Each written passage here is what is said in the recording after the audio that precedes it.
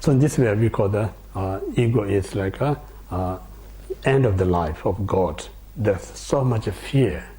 Because if you are kind of humble, then there's nothing to fear to lose anything. But when you're so high up there, suddenly you're going to lose. You have so much fear. Fear is come from the ego mind. Yeah? So that's the God realms. So in this way, just think about in this life, we do so many virtuous deeds, we do so much practice, then how much out of ego motivation we do these things. You have to kind of what we call the investigate. So when we investigate, then I did so many things out of ego. So this ego, whatever virtues, I may reborn as a God, but then end of the life I'm going to have this kind of suffering. Therefore, I must do pure Dharma, not out of ego. You know? So you can prevent yourself. That's the suffering of change of God realms. Then now second is like a suffering of change, the demigod. So again, like they're such in the previous life committed so many virtues, yeah, meritorious deeds, but they always kind of committed virtues competing to others. I want to be better than them. And then when you compete someone to get better than you, you always get jealous. You know? So sometimes, like for instance, some people practice Dharma, not necessarily are interested to practice Dharma. Because I got jealous somebody do it, so I have to do it. You know? So out of it, just the power of the jealousy, you just do it. You know?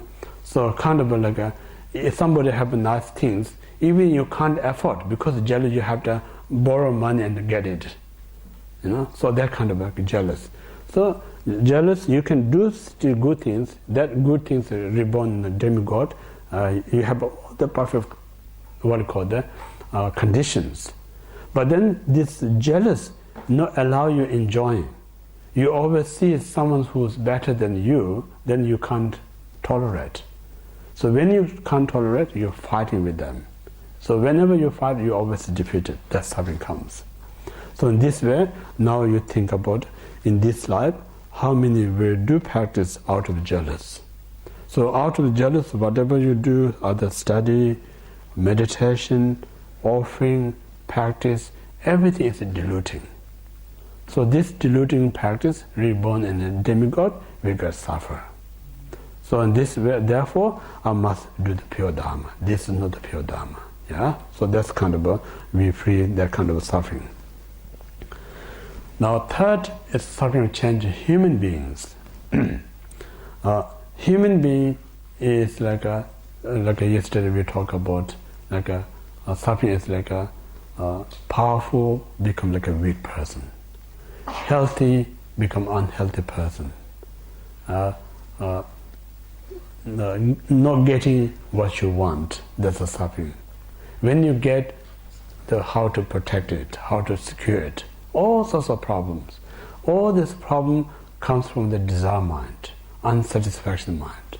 So out of unsatisfaction mind, whatever virtues that you do, in that desire mind reborn in human, then you have to go through all the suffering of human realms. So therefore, one should do practice the pure Dharma, not associated with the desire mind. Yeah?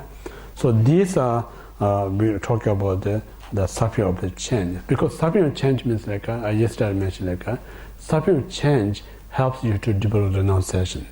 How to develop renunciation means like, yesterday I said, oh, I really love to do this one. When we do it, it makes us happy, and then end, we're not happy anymore that what we're doing things. Then we change something else, oh, that beginning say, oh, that's so nice, I'm really enjoy it. And then time goes by, say, I'm not really enjoy it. So that's where nothing you're going to find anything that you like forever. So in this way, then one day say, it's really no point. I try everything. So that's the reason lots of, I think, many sports stars, film stars, all this great wealthy people, they got virtually everything, they can do everything. But nothing can find any happiness out of it.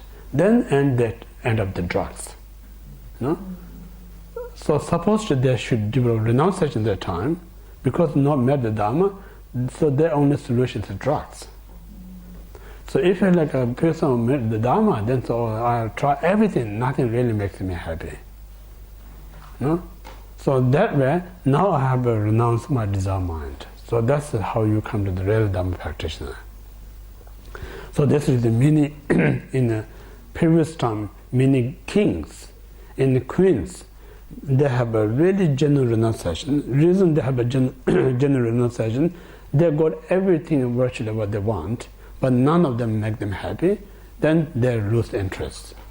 So once they lose interest, they turn into really great practitioners. So that's the reason the something will change. If you really kind of use in a good way, these are the ultimate or immediate condition to develop the non-session mind. Make sense or not? Yeah? So that's what I'm saying, while you're enjoying something, you cannot renounce that one.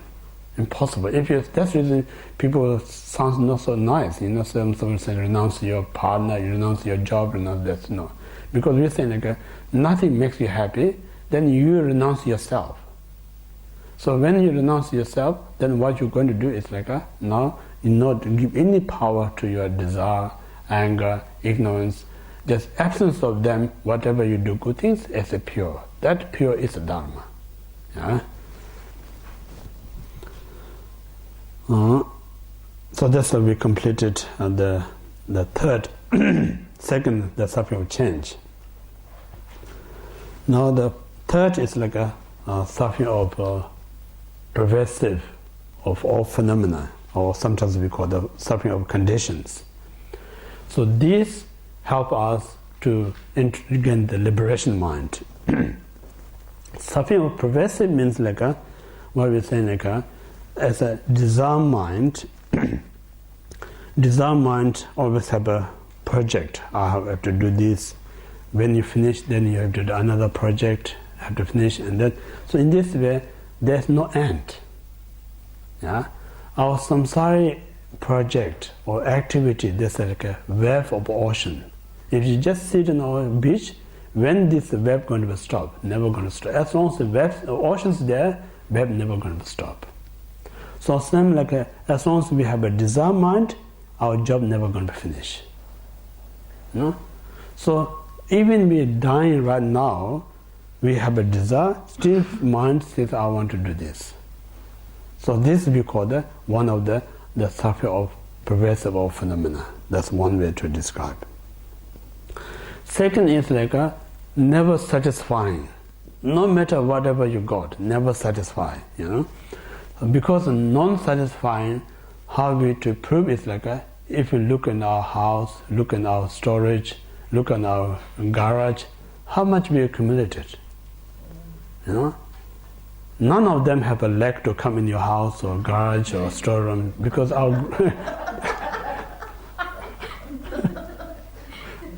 our desire mind collected one after another. It's taking all the space, but still you want it. But most of you not using it at all. Still you want more because they got everything, but still looking at new shop. What they got.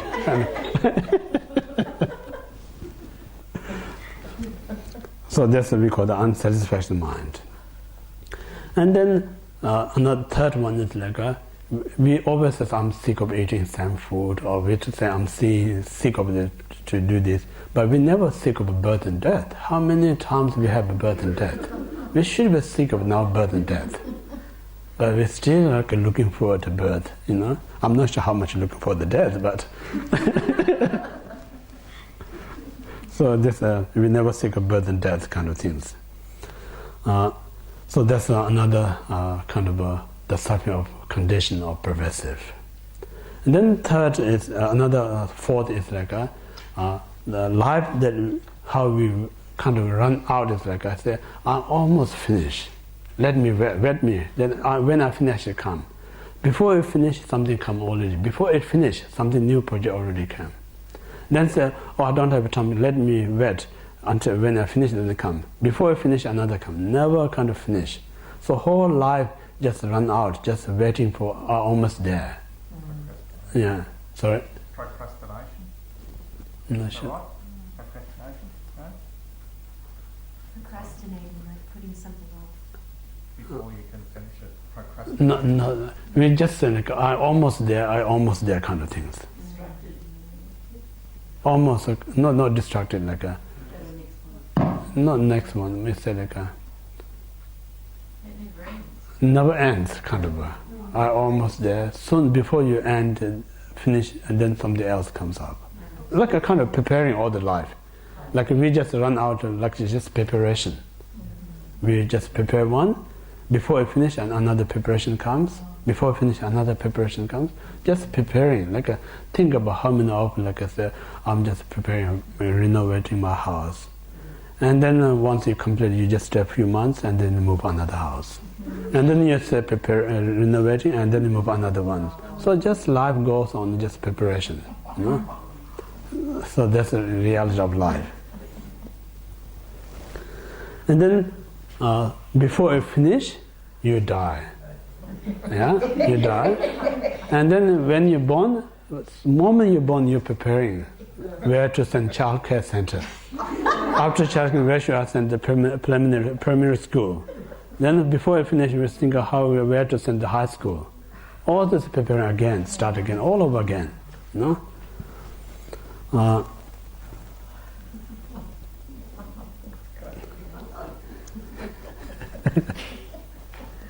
So this we call the samsara, you know, samsara, racing, dog chasing the tail, you know? Just go around and around, yeah? So never get anywhere. So in this way, like our samsaric activities, I mentioned as like a wave or ocean, never going to be end. Our desire is to never be satisfied, always not enough. Yeah, that kind of stuff. And the birth and death is never ends. As long as the default, I mentioned like as long as we have the conceptual mind, as long as the conceptual mind, always there comes the birth and death. Yeah. Then what's really saying is that samsara is like a sickness that never going to recover from it. That's a samsara. Yeah. So it means like samsara I mentioned is like a defilement and non-virtuous. As long as you have a defilement and non-virtuous, you're never ever going to feel completely restful. That's the reason we're so much agitated all the time. That's the reason we say always monkey-minded. No? Because we cannot just sit still for 1 second. As soon as you sit in 1 second, we feel very uncomfortable, you have to move. Only you allows you to rest when you think about virtues. That's the reason we call the meditation is to really relax you. Meditation really helps you to calm. Meditation really helps you to be peaceful, because that moment you really occupy your mind of virtues. So the moment you occupy your mind of virtues, you have a time to relax. But when you have a non-virtuous, that not allows you to relax. Constantly you have to move around, very agitated, very uncomfortable. You know? So that's the reason we call that samsara is like a sickness that never you're going to recover, that kind of nature of samsara, first one. Second one is that samsara is like a traveler who are traveling all the time, never ever going to get the destinations.